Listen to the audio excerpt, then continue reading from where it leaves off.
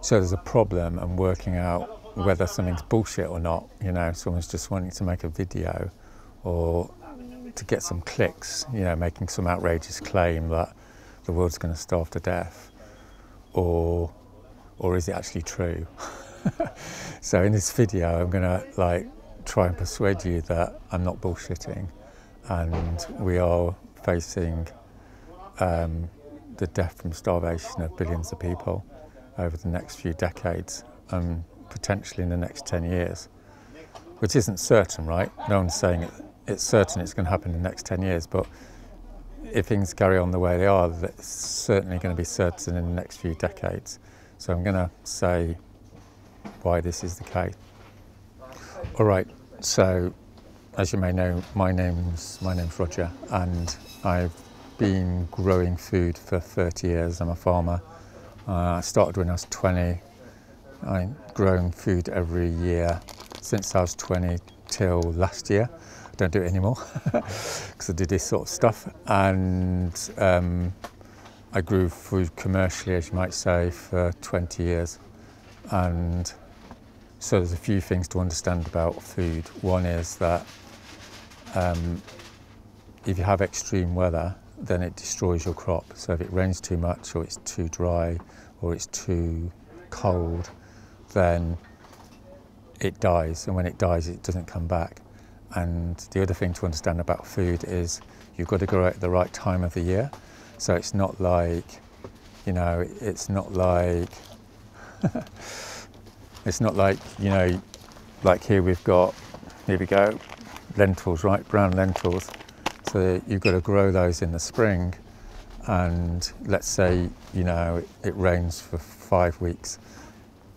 Your lentil crop's died, that's it. You're not going to be able to grow those lentils again until the following spring. Okay, it's not like manufacturing, it's not like you can just make it any time of the year. So you're very vulnerable, right? Because if you get extreme weather, that's it, it's over. You can't grow that crop. Okay, so those are the two main things to know about food. Is you've got to have the right weather, otherwise it dies, and if it dies, it's not going to come back for 12 months. Okay, so the next thing to get your head around is what's happening with the climate. So what we're looking at the moment is 70% of the ice is gone in the Arctic, and you might think, what's that got to do with me? Well, the situation is it's melting because it's hot, and it means it's going to be melted totally by 2030, 2035, maybe a bit earlier, a bit later. And when that ice is melted, and all the scientific papers say it will melt, then it won't be possible. It won't be possible to grow food like olive oil, for instance. You know, what have you got here? Cucumbers, pasta, whatever you want to grow, you're not going to grow it for two reasons, right? It's important to understand there's two reasons. First of all, once the ice in the Arctic has melted, a recent scientific paper says the temperatures will increase by 0.4 of a degree, right? So at the moment we're heading towards 1.5 in the next 5-10 years. So then it'll be 2, and once you get over 2, it will be like 4 degrees, 5 degrees hotter in the centre of continents, in the inland areas where you grow all this food, right? So what does that mean? It means two things. It means it'll be so hot that it'll be difficult to grow food at scale. But the second thing, and this is the more important thing, is the weather will be changing really rapidly. So the difference in temperature between the Arctic, which will heat up, and the equator will be less. And that means the jet stream that's shooting around the world, that's basically like creates all the weather, it's going to slow down. It's already slowing down. That's why farmers like me can't grow food effectively anymore. But it's going to slow down even longer. So instead of shooting around like that, it's going to go slower, and it's going to, as it goes slower, it just becomes more wobbly like this, because it's not going so fast. So these wobbles basically mean sometimes you get really Arctic air and it'll be super cold, and sometimes you get all this warm air up from the tropics and it'll be really hot. Or because it's not moving very fast, you get a load of rain and it just sits there week after week. It doesn't move around because it's not being pushed around by the jet stream, or there's hardly any rain and it doesn't rain. So like 2 years ago in Britain, it didn't rain for like 12 weeks in the summer. In Wales, where my farm is, it didn't rain effectively for 12 weeks. So then you have trees starting to die, and obviously anything you can't irrigate, like most of these foods here, like, you know, where are we, particularly wheat and things like that, they're like cereals, here we go, cereals, they don't get irrigated, right? So if it doesn't rain, then they're all going to be dead in 4 weeks, okay? So that's the two reasons why it becomes really difficult to grow food at scale once the Arctic's gone. And the Arctic's gone because we're allowing the governments to put all this carbon into the atmosphere.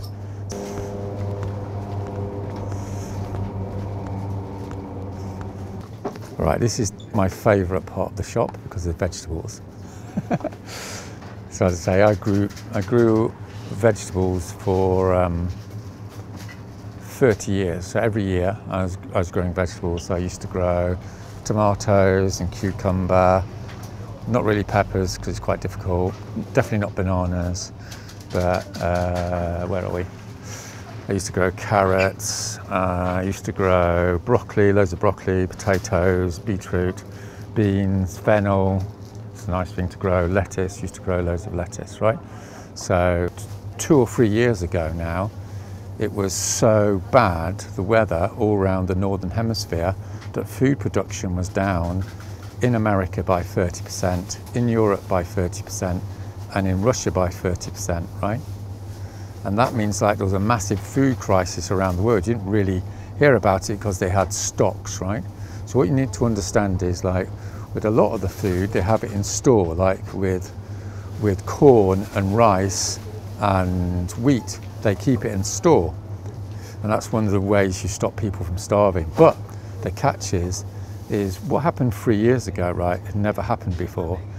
And within a decade or so, maybe a bit after, or maybe a bit before, then you'll start having 30% down in production over 2 or 3 years in a row.